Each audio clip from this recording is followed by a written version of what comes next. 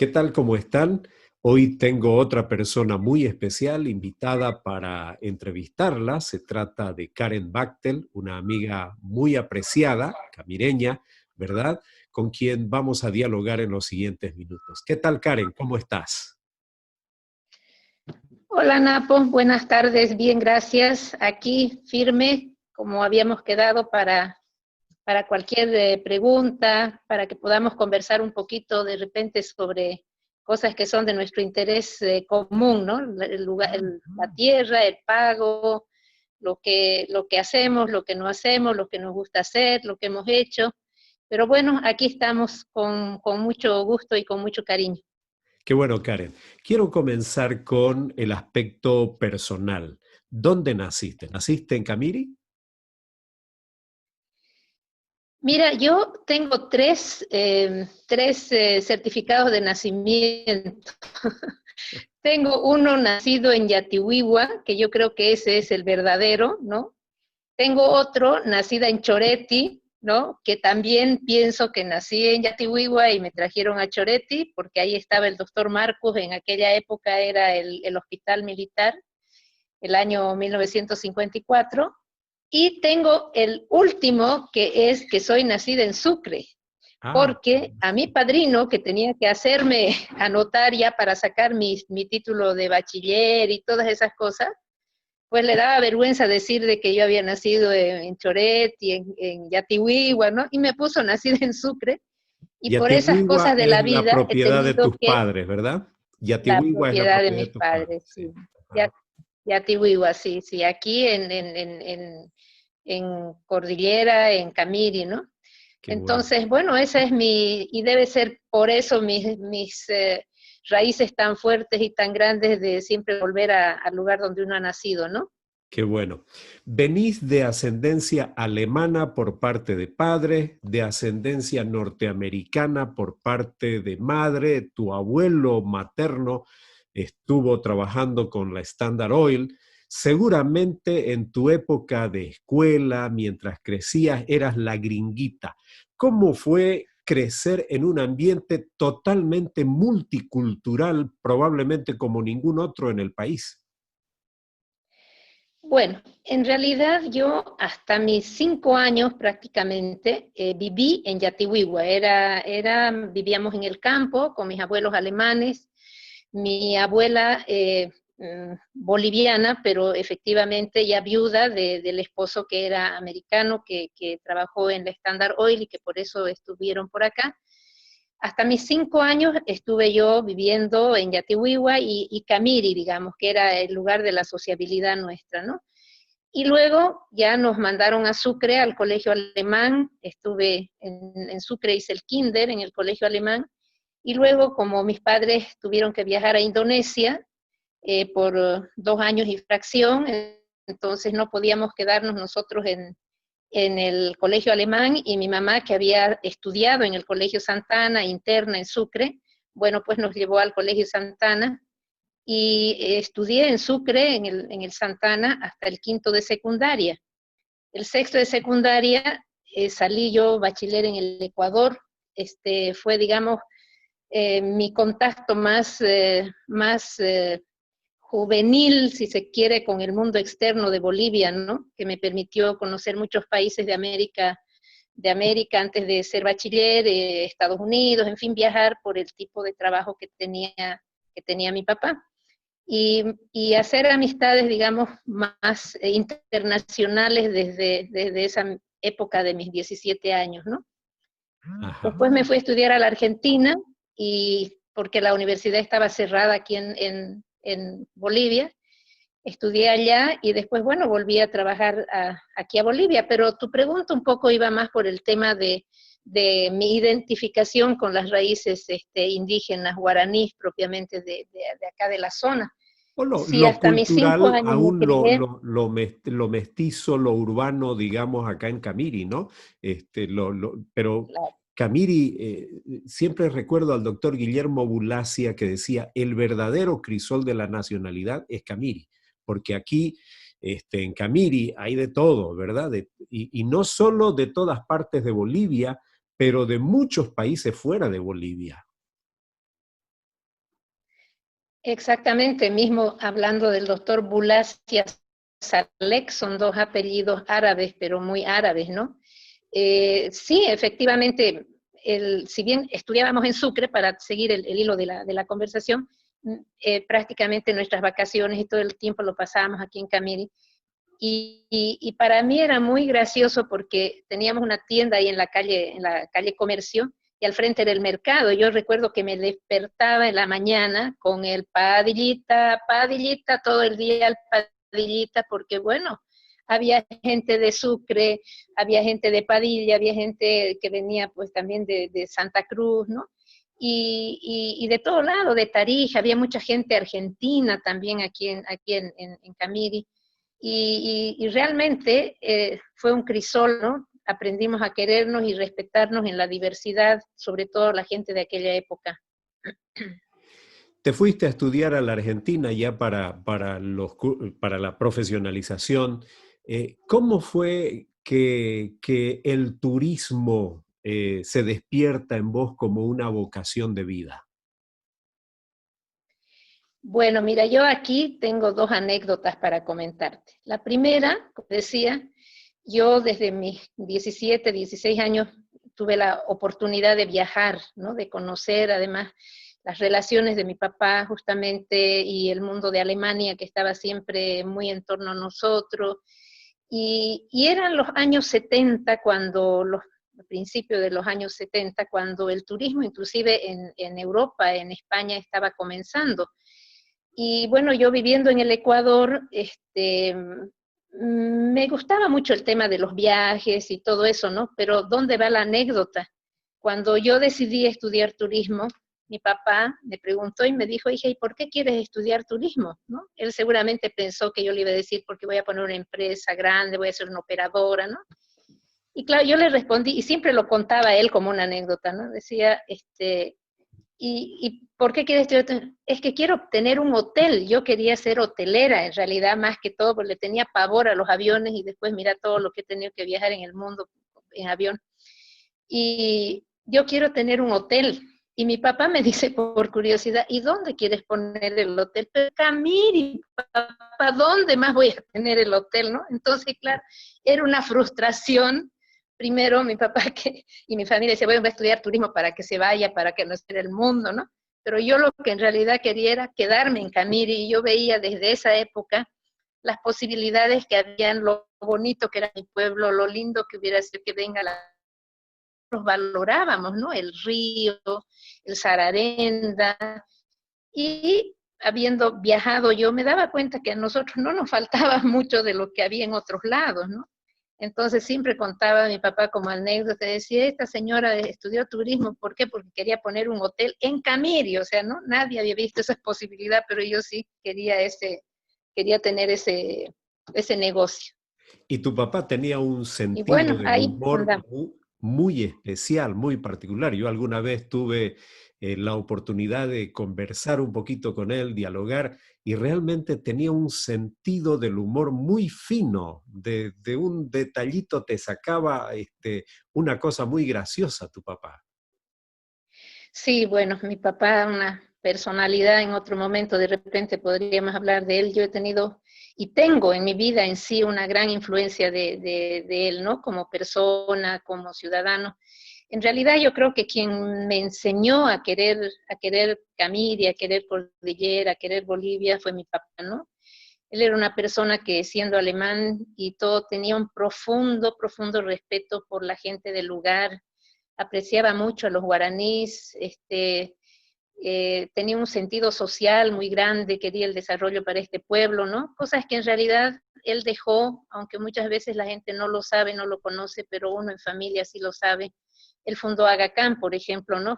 Yo recuerdo que la persona que fue el primer secretario de Agacán era don Plácido Monasterios, y tenía su escritorio que era un banquito con su silla prácticamente a la entrada de mi casa, ¿no? Pero él era el secretario de Agacán.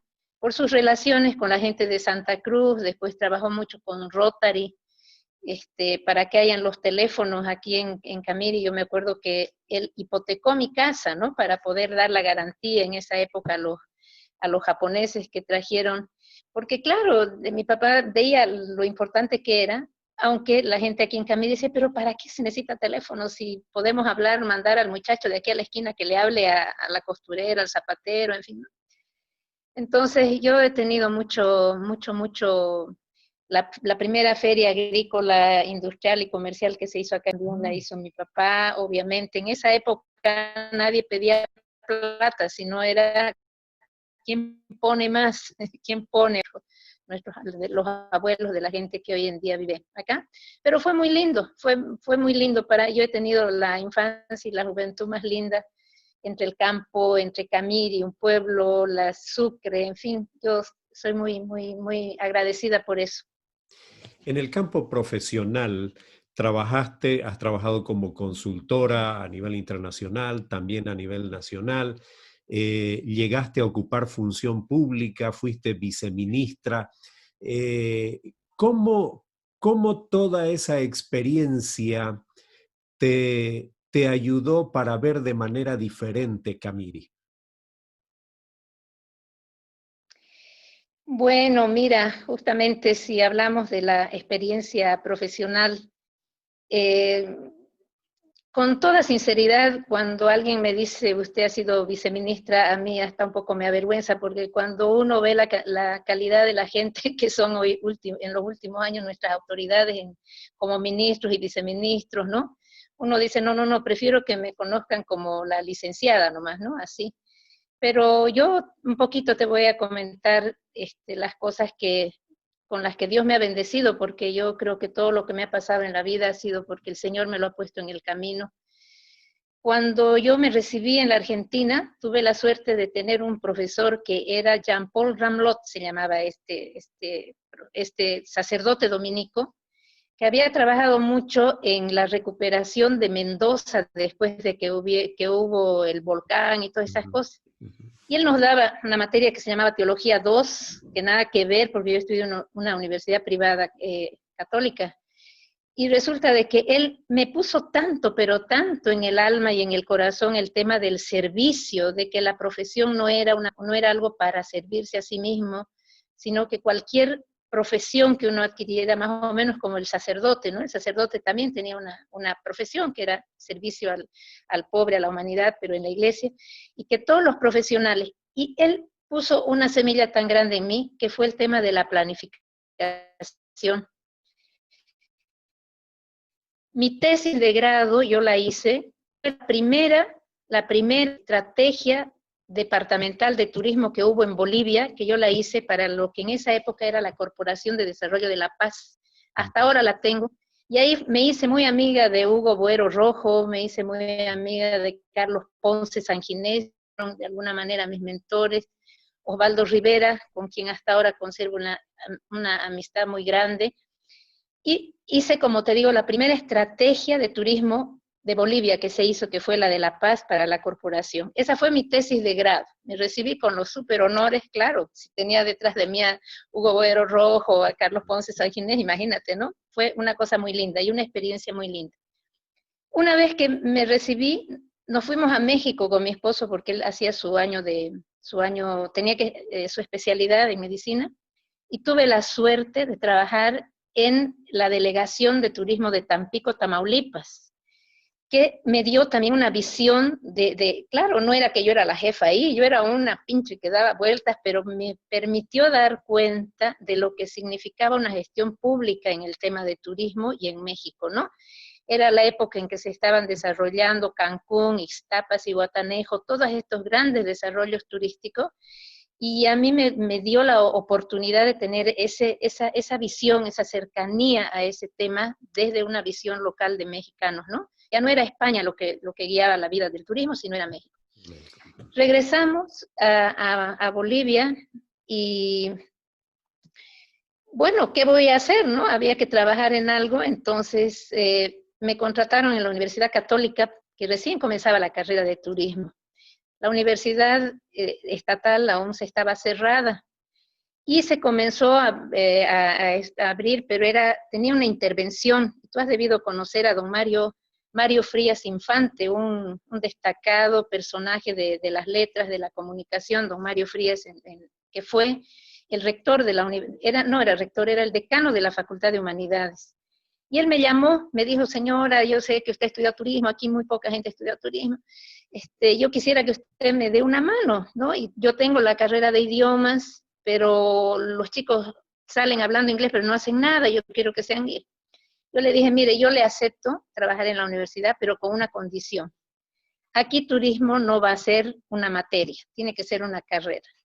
Y me aceptó. Entonces, de ese modo tuve la posibilidad de trabajar con el CV y hacer toda la justificación, porque eso requiere una serie de programas de justificación pedagógica, objetivos, en fin, todo eso. Y tuve la suerte de que se creó conmigo la carrera de turismo en la UNSA. Uh-huh. Y bueno, ahí yo me traje a trabajar conmigo también a todos mis compas que tenía, Hugo Buero Rojo, la gente que era, porque yo le dije, aquí tiene que estar la mejor gente. Si no hay gente formada en turismo, tiene que venir la mejor gente para las especialidades. Bueno, ahí estuve trabajando, fui a hacer unos 2 cursos de posgrado, uno en la Argentina, otro en España, para especializarme un poco más en pedagogía y ese tipo de cosas. Y un buen día llega un señor del Acuerdo de Cartagena, doctor Héctor Maldonado, buscando a una persona que tenía que hacerse cargo. Tenían que haber candidatos para ocupar el puesto de coordinador del turismo en el Acuerdo de Cartagena. Y se fue a lo que en ese tiempo era la dirección, era el IBT, el Instituto Boliviano de Turismo. Y la señora que dirigía el IBT, él insistía, profesionales, yo quiero profesional para que presente. Y presentó me habló y bueno, me dijo que si yo quisiera, ¿no? Yo estaba tan encantada con la carrera de turismo porque ya era directora para ese tiempo, ya fui directora de la carrera, que le mandé como quien le mandaba, bueno, ya, aquí está, ¿no? Por cumplir la y formalidad. tuve la suerte de que concursamos cuatro funcionarios, un colombiano, un ecuatoriano, yo, y también había un venezolano. Por algunas cosas del destino, me escogieron a mí para que fuera allá, y a raíz de eso yo estuve 5 años como funcionaria internacional en Lima, encargada del programa de turismo de los 5 países andinos. Eso me dio una otra ventaja porque me permitió viajar representando al grupo andino, a Europa, al Uruguay, a muchísimos lugares. Y conocer sobre todo la problemática del turismo en cada uno de los países, ¿no? Dicté cátedra en la Universidad San Martín de Porres, me parece que se llama en Lima. Bueno, pero fue una experiencia muy linda de 5 años que realmente me dio la visión de lo que estaba pasando en América Latina, tanto desde el mundo empresarial, desde el mundo público. Perú, que siendo mi sede allá, pues yo tenía mucho contacto con la gente, sabía cómo trabajaban en el fondo de promoción, en fin. Cumplí los 5 años de mi trabajo allá y regresamos a Bolivia, y cuando regresé tenía una amiga que eran las elecciones, Goni estaba presentándose, yo tenía una amiga tu primer campaña. Para todo el mundo, para todo el mundo, esta chica iba a ser la próxima ministra o directora de turismo que iba a haber, y le dije, yo te lo voy a hacer tu plan. Me leí el plan de todos, que era la propuesta del Goni, y sobre eso yo preparé una propuesta, pero era para ella, era para mi amiga, o sea, yo le dije, ya, yo no quería trabajar, era tal el desgaste que yo tenía, porque cuando estuve en Lima, de cada 30 días del mes, 20 días yo estaba de viaje en Nápoles. O sea, yo quería vivir con mi familia, quería estar con mis hijos, quería tener otra vida, por lo menos unos 5 años. Porque tú sabes cómo es cuando los trabajos de funcionarios internacionales son muy agotadores, mucha responsabilidad, en fin. Y bueno, lo hice, y resulta de que el trabajo llegó a manos de Víctor Hugo Cárdenas, que era en ese tiempo el que estaba encargado de esa parte de recibir programas, todo.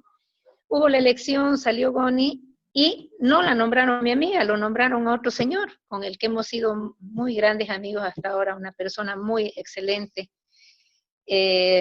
Ricardo Rojas Harrison es este señor. Y un día me llaman y me dice, la están llamando en ese tiempo era secretaría, porque tú recuerdas que el Estado se organizó en base a tres grandes ministerios, secretarías y Los subsecretarías. superministerios y Entonces un las día me llama y secretarías. dice, ¿Sí? los super, exactamente. Y me dice, la llaman de la secretaría, y yo, bueno, me vengo, no lo conocía el señor, me dice, saca de su escritorio y me muestra el trabajo que yo había hecho. Y me dice, ¿usted ha hecho esto? Me dice. Yo había hecho para mi amiga, no era para que lo tenga él en su escritorio, ¿no? Sí, le digo, he hecho yo esto. Ah, bueno, me dice, si usted lo ha hecho, entonces usted lo tiene que poner en práctica. Tiene que venir a trabajar conmigo. Y me dice, ¿qué puesto quiere? Y yo le digo, yo no le voy a pedir la portería, ¿no es cierto? Le digo, soy subsecretario nada. Y al día siguiente estaba trabajando. Y estuve con tan buena suerte, Napoleón, algún día vamos a poder conversar de esto con más tiempo, porque no es motivo de esta reunión. Estuve desde el primer día, bueno, desde los primeros meses de la gestión, y me tocó a mí entregar la gestión al siguiente gobierno. O sea, estuve los 4 años de acción, y fue una época muy, muy linda, muy linda. Fue la época de la participación popular, fue la época en que propusimos los CDTI, los CATS, Bolivia Etnoecoturismo, de la Amazonía a los Andes. ¿Y por qué fue lindo? ¿Cómo me gustaría que eso se replicara nuevamente en las instancias de gobierno? No había una sola persona que trabaje en lo que era la secretaría en ese tiempo que no haya estudiado turismo. Claro, yo tenía mis exalumnos, la gente que me conocía, o sea, yo me pude traer a la mejor gente a trabajar. La única que no había estudiado turismo era la señora que nos servía el café. Entonces, esto era tan interesante, Napito, porque el rato que uno necesitaba algo, el otro lo podía ayudar, se complementaban, habían sido compañeros de curso. Fueron realmente 4 años muy, muy interesantes, muy lindos, y para mí como profesional muy gratificantes, que hasta el día de hoy, hasta el día de hoy, pues tengo, digamos, el gusto, ¿no? De la satisfacción de cosechar lo que se hizo en aquella época. De ahí, bueno, terminé y me vine me fui a España. Hice una maestría en España, en Sevilla, y después le dije a mi marido, vámonos a Camiri, pues no, y ya nos vinimos a Camiri el año 98, 99, el 2000, ya estuvimos aquí, y son 20 años que estoy en Camiri, felizmente organizada. He seguido trabajando desde aquí, desde Camiri, por supuesto, he seguido con mis consultorías, con los organismos internacionales, hasta el 2014. Y ahora estoy aquí dedicada al Observatorio Alma, Vida y Corazón en lo que se puede. Muy bien. Bueno, he hecho toda una Este reseña año, más larga. este año se cumplirían 85 años de lo que se considera la fundación de Camiri. En 15 años más se celebra el primer centenario de Camiri. Normalmente una referencia temporal así como un centenario sirve para evocar una visión de futuro. ¿Cuál sería el Camiri que soñás hacia su centenario? Bueno, eso está un poco explicado, ¿no? en la propuesta del observatorio, pero para mí el Camiri del centenario tendría que ser un Camiri donde la gente se considere feliz de vivir donde vive, que tenga trabajo, que tenga educación, ¿no? Que no haya pobreza, y que seamos útiles en sí a la sociedad boliviana en su conjunto, ¿no? Es decir, con una ganadería desarrollada, con gente educada, culta, con una universidad que sea un referente realmente en Santa Cruz, con ciencia, tecnología, porque ¿qué más se le puede pedir a la vida que el no estar feliz y realizado en el lugar donde uno vive, ¿no? Donde Dios lo ha puesto a uno a vivir? Y que uno se sienta pues realmente orgulloso, ¿no? Que no hayan esas diferencias como muchas veces lo siento ahora aquí, que han sido tan profundizadas por el tema político. Antes no había eso, tú te acordarás cuando éramos jóvenes, todos éramos como hermanos, el hijo del zapatero, la que vendía en el mercado, todos éramos igual, ¿no? Entonces yo quisiera que para el año cuando se cumplan los 100 años de la fundación de Camiri, nos encuentre a Camiri con una sociedad estructurada, con instituciones fuertes, con una actividad económica que realmente dé un nivel de vida a la gente, que no seamos millonarios, que no sea gente que derroche o que no, pero que tenga una seguridad como para dejar a sus hijos también, y sobre todo una sociedad feliz. Y la felicidad uno la encuentra cuando uno tiene el estómago lleno, ¿no? Una seguridad de que va a poder darle a sus hijos lo que se necesita, y siendo útil a una estructura de gobierno nacional, ¿no? Donde nosotros nos sintamos orgullosos de ser chaqueños, de ser cruceños, y sobre todo que le incorporemos a toda esa población guaraní, que no sea solamente una incorporación de nombre, una incorporación de política, una incorporación de texto y demás, sino que realmente la gente guaraní tenga las mismas oportunidades que tenemos nosotros para vivir y convivir en este país. ¿Qué papel juega el turismo en ese Camiri que soñás? Bueno, muchas veces la gente bueno, mucho se habla del tema de turismo, Napoleón. El turismo es una actividad económica como cualquier otra actividad. No basta solamente con tener atractivos, que ni siquiera son atractivos, son recursos, ¿no? Eh, Analizando las potencialidades que tiene Camiri, ¿no? Efectivamente, en Camiri hay posibilidades porque hay mucho recurso como para hacer turismo y como para poder desarrollar esa actividad aquí en la región. Pero te darás cuenta que yo enfatizo mucho en el tema de recurso y no en el tema de atractivo. ¿Por qué? Porque el recurso es una cosa que ha estado y estará siempre. O sea, el río, la cultura guaraní, el Cerro Sararenda, en fin, la vida en una hacienda, por ejemplo, ¿no? Eso, haya turismo o no haya, va a seguir existiendo.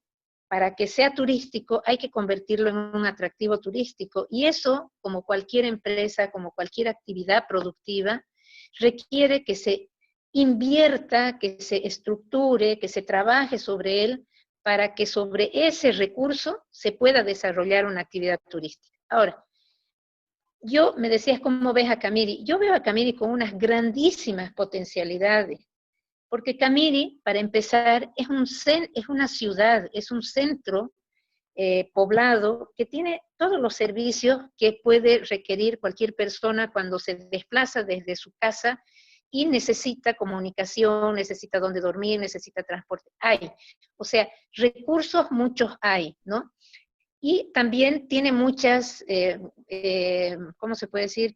Ventajas comparativas y competitivas. Su localización cerca de la Argentina, cerca del Paraguay, sus conexiones de carretera que te permiten justamente hacer circuitos, integrar la posibilidad de turismo. Se puede traer gente del Paraguay y de la Argentina vía el Chaco boliviano, vía Camiri, llevarlos a Monteagudo, llevarlos a Sucre, llevarlos a Santa Cruz. O sea, hay muchas ventajas comparativas y competitivas.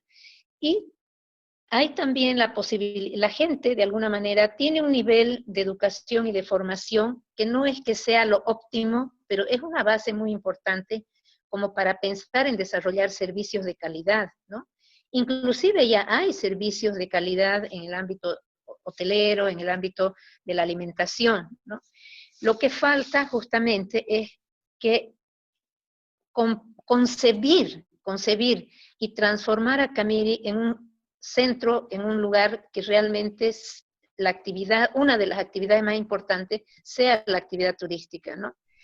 Y eso no es solamente hablar. Yo muchas veces escucho a la gente que opina sobre el tema de turismo, así, esa.